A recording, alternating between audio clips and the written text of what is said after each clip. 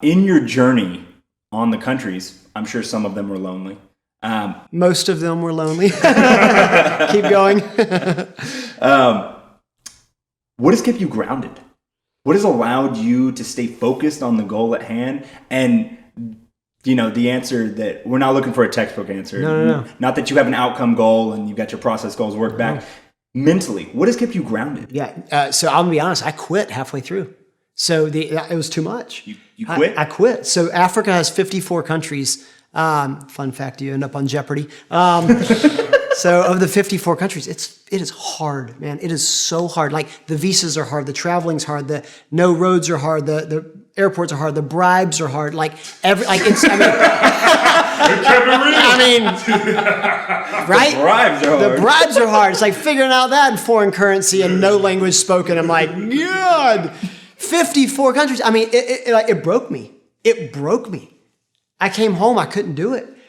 You can go from Kenya to Cape Town, so basically if you split Africa in half, 27-27, the Eastern Africa is pretty easy. West Africa? You want to start, the number one job in Liberia is to steal bags at the airport and rob you in a taxi.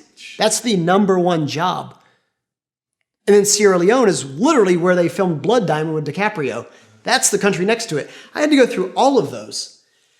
And it was too much. I couldn't do it. I did. I broke down. I didn't want to do it. I came home. And my buddy Trey Humphreys, who later on I went to Tulum as we started this interview.